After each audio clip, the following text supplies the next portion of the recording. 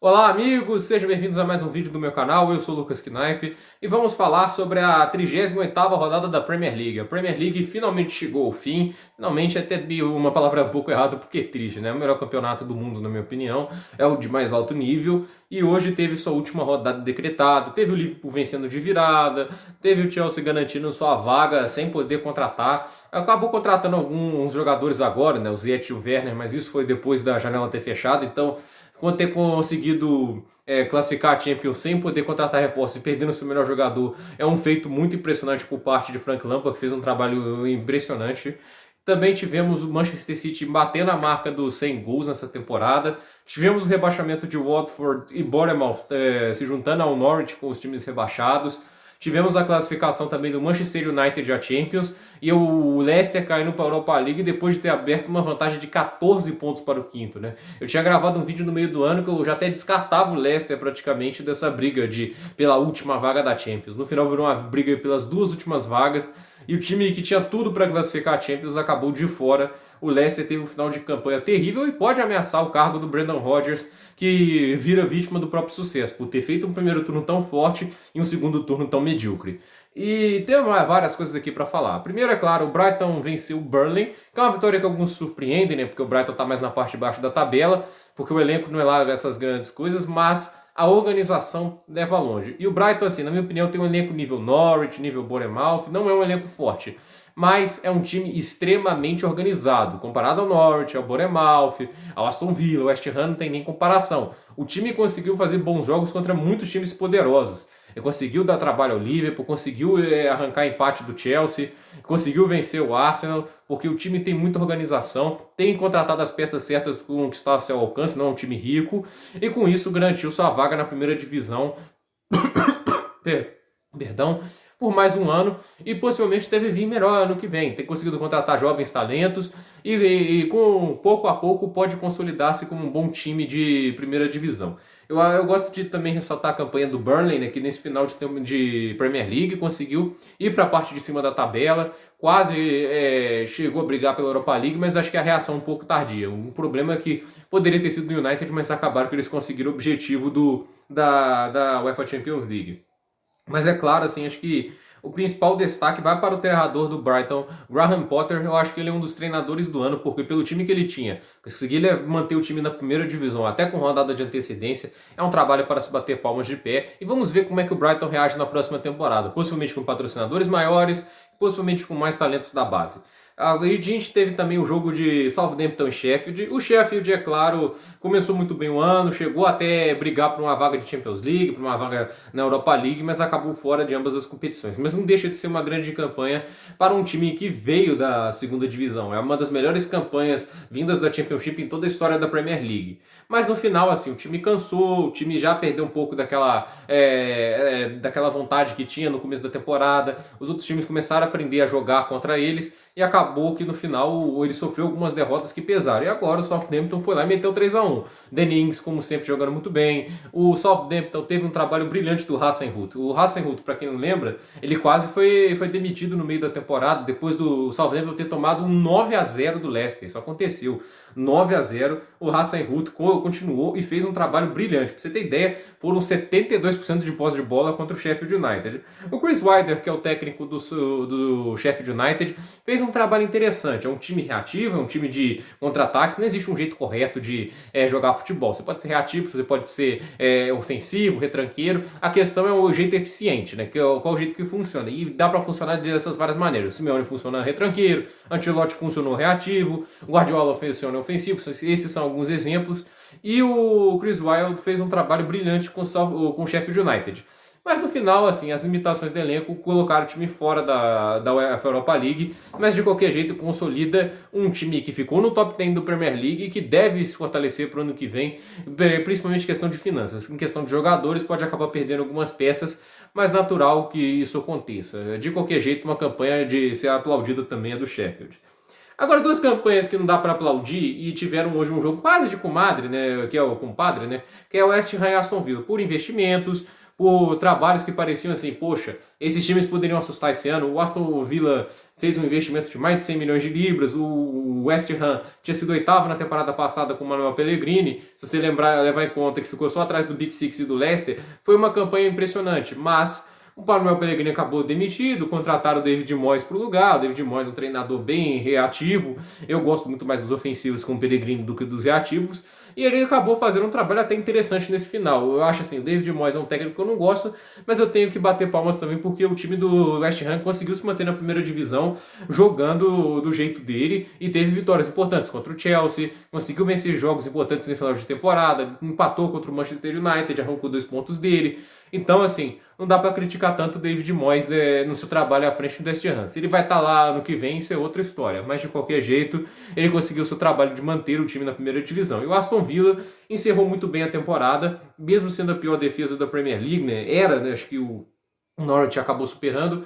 O Aston Villa, acho que valorizou um pouquinho esses milhões de libras esterlinas que foram investidos, mas no final deve perder alguns jogadores. Dificilmente eu acho que o Grealish deve continuar, outros jogadores devem sair do clube. Tem seus jogadores importantes, tem jogadores talentosos, mas a questão é, o Aston Villa vai vir forte para o ano que vem? Eles vão manter esse técnico? Porque o técnico não fez um trabalho legal, não. Então, são dúvidas que merecem resposta. São dois times que têm capacidade de continuar na Premier League no ano que vem, quer dizer, próxima temporada, tá? Quando eu falar ano que vem aqui, às vezes eu me embola um pouco aqui, dada como próxima temporada. São dois técnicos que não sei se ficam para a próxima temporada. São dois times que têm elenco para ir bem na próxima temporada, mas a questão é como eles vão se organizar é um mistério.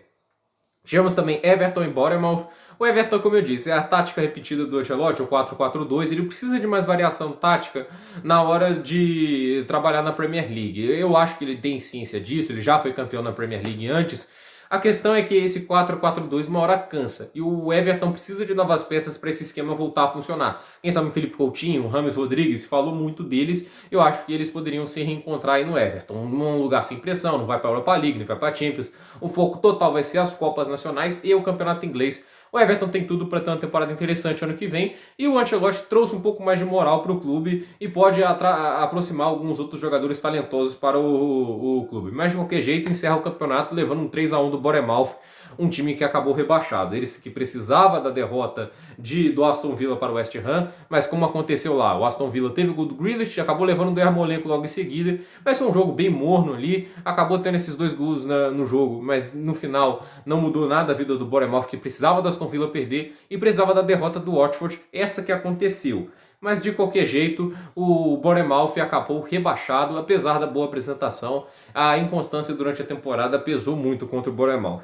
Tivemos também Crystal Palace e Tottenham, 1-1. O Tottenham, como eu disse várias vezes aqui, tem muito talento. Harry Kane, o Son, o Lucas. Você também tem ali jogadores como o Bergwijn, o Alderweireld, você tem o Vertonghen, tem muita gente boa no Tottenham, mas o time não está sendo muito bem treinado.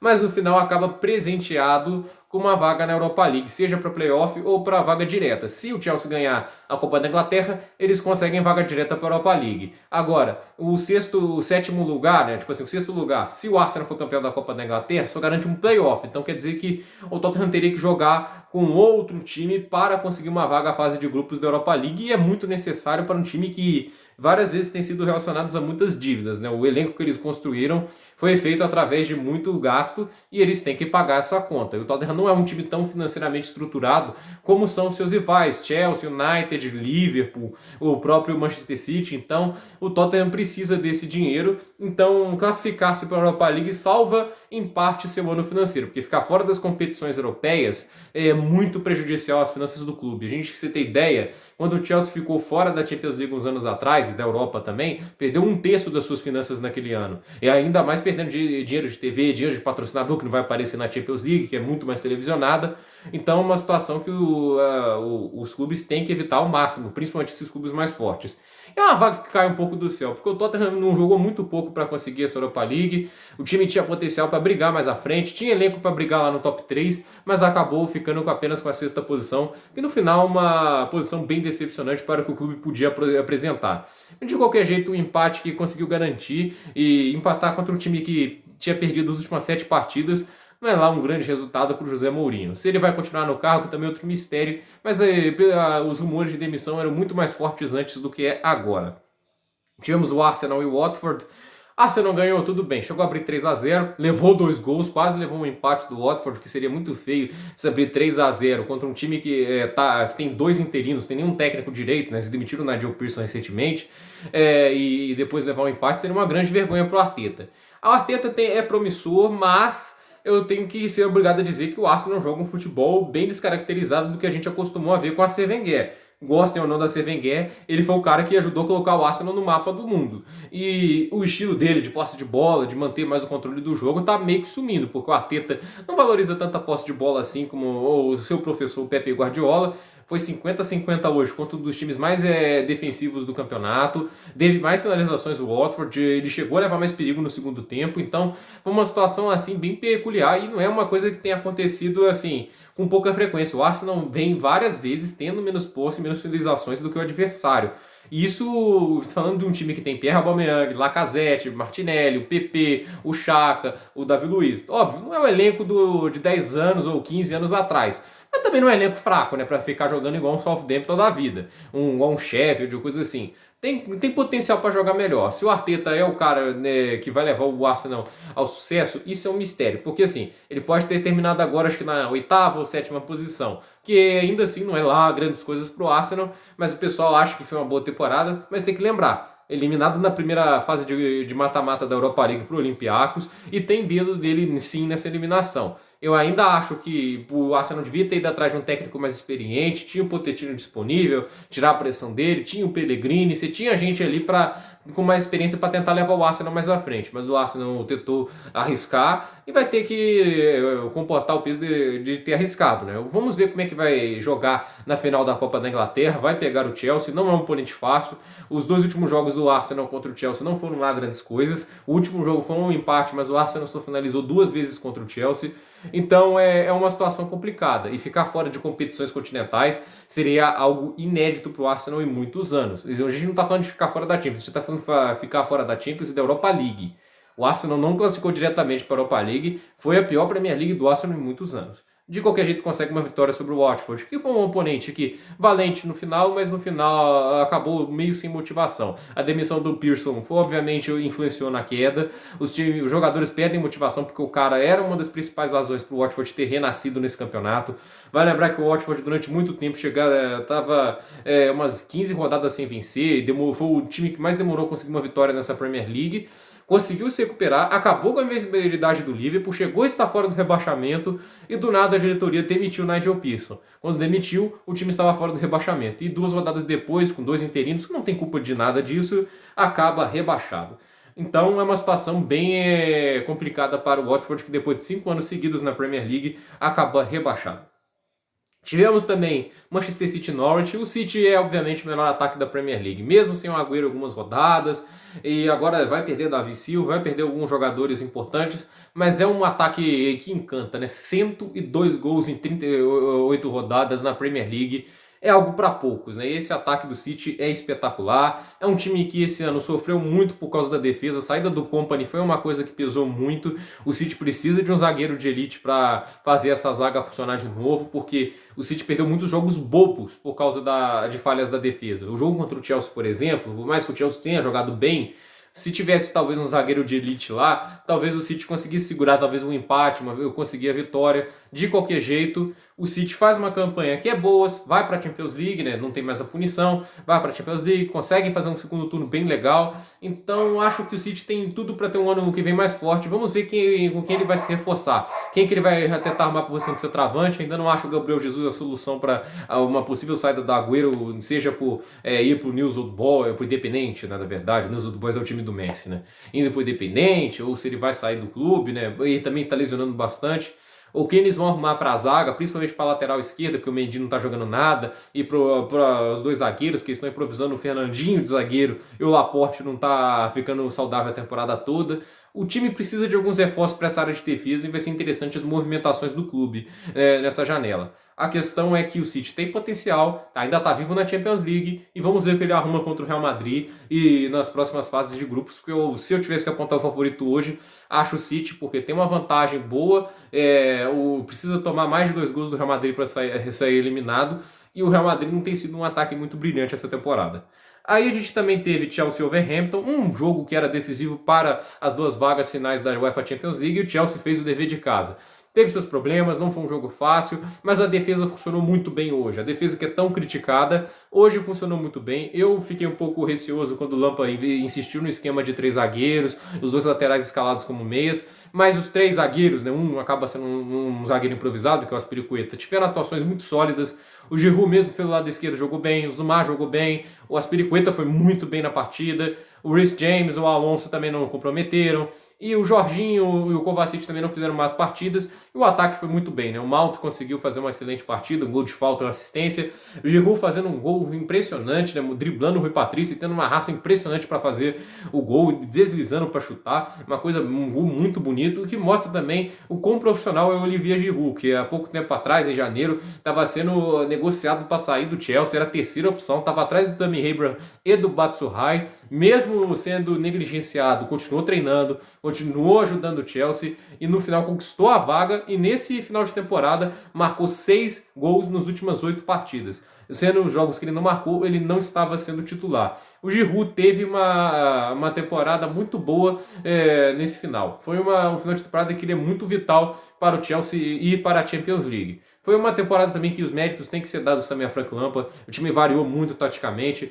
Lampard mostrou muita inteligência, teve seus erros. Eu já critiquei várias vezes o Lampard por algumas decisões equivocadas, mas no final o ataque funcionou muito melhor que o Sarri, mesmo sem o Eden Hazard. Isso é uma coisa impressionante. O Chelsea esse ano marcou 69 gols, ano passado foram 63.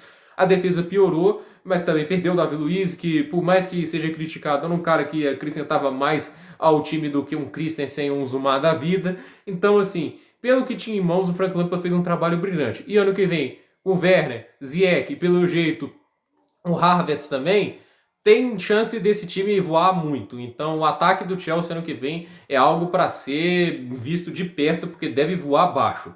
Tivemos também o Leicester e Manchester United. Olha, o Brendan Rodgers pode dançar. Ele é vítima um pouco do próprio sucesso, porque o primeiro turno do Leicester estava colado no Manchester City, era um time que podia ali quem sabe ameaçar o Liverpool, aí o Liverpool acabou com a brincadeira, metendo um 4-0 bem lindo sobre o Leicester, e dali pra frente o Leicester se perdeu no campeonato, né? Foi uma coisa bem estranha, o Leicester começou a perder jogos, começou a vencer menos, e o segundo turno do Leicester, se não me engano, não chega nem a estar entre as 10 melhores campanhas. Acaba sendo um time inconstante, chegou a estar 14 pontos à frente do quinto colocado para terminar 4 pontos atrás do quarto, né, da zona de Champions League. Então, assim, a zona de conforto dele assim, era muito grande e o time pipocou muito, né? Eu acho que assim, o termo é pipocar, porque durante o tempo perdeu um jogador por lesão, mas os outros rivais também perderam por lesão. O Chelsea teve um monte de lesões, o Pulisic durante um tempo, teve o Abraham lesionou também, teve lesão da defesa, o Rudiger não atuou na primeira parte da temporada. Então assim, o Chelsea teve diversas lesões e ainda conseguiu ir à Champions. O United também teve a lesão do Pogba, teve seus problemas e ainda assim conseguiu ir à Champions. Tudo bem, o Leicester não tem um elenco tão bom, mas o Leicester fez aquele primeiro turno bom, pavimentou uma grande campanha para no final descer ladeira abaixo até a Europa League. Não fica com gosto de derrota nesse final de temporada. Para piorar, perde para o United de 2-0, um time que estava muito cansado. Eu falei assim que isso podia fazer diferença, o Leicester não conseguiu capitalizar isso, estava melhor no jogo, mas cede um pênalti. Vai lembrar que o United bateu o recorde de pênaltis a favor essa temporada, foram 14.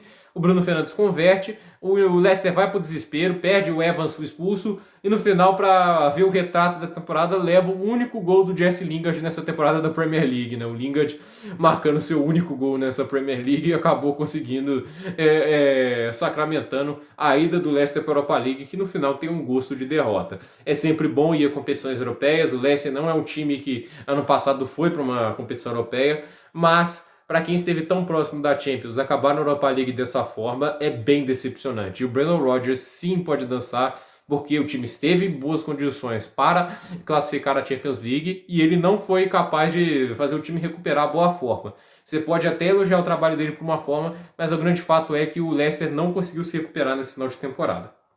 E para encerrar essa última rodada, tivemos Newcastle e Liverpool. O Liverpool acabou vencendo uma partida por 3-1, começou perdendo, mas o Newcastle, como um time que deixa os outros na zona de conforto, principalmente os principais, o Liverpool, ser difícil você ser superior ao Liverpool. A grande questão é que deixou o time, se retrancou, a chance é de você mais perder o jogo do que de ganhar. Tentar jogar no contra-ataque contra o Liverpool pode ser uma boa tática, o Simeone fez isso muito bem, mas não é o caso do Newcastle, é um time bem mais limitado que o Atlético de Madrid, e acabou que o Liverpool conseguiu a virada e depois ainda ampliou com 3-1. Uma excelente campanha, 99 pontos, é o novo recorde do Liverpool, a melhor campanha em sua história, e ainda empata o recorde de vitórias histórico da Premier League com 32 vitórias, as mesmas 32 vitórias que o Manchester City teve em sua campanha de 100 pontos. O Liverpool terminou campeão, 32 vitórias em 38 jogos, grande campanha, 99 pontos. Manchester City em segundo, 81. Manchester United em terceiro, 66. Chelsea em quarto, 66. Leicester em quinto, 62. Tottenham em sexto, 59. Vai lembrar, Tottenham não é vaga direta ainda. Se o Chelsea for campeão da Copa da Inglaterra, a vaga de playoff, que está no momento ao sexto lugar, playoff de Europa League, vai para o sétimo e o Tottenham vai direto. Mas se o Arsenal for campeão da Copa da Inglaterra, é o Arsenal que ganha a vaga direta à Copa da Europa League, e com isso o Tottenham vai ter que jogar e de volta contra algum time da Europa para ir à fase de grupos da Europa League. De qualquer jeito, o Tottenham conseguiu ali um colchão financeiro para essa temporada, na minha opinião. O Wolverhampton em sétimo, o Arsenal em oitavo, o Sheffield United em nono, Burnley em décimo, Southampton em décimo primeiro.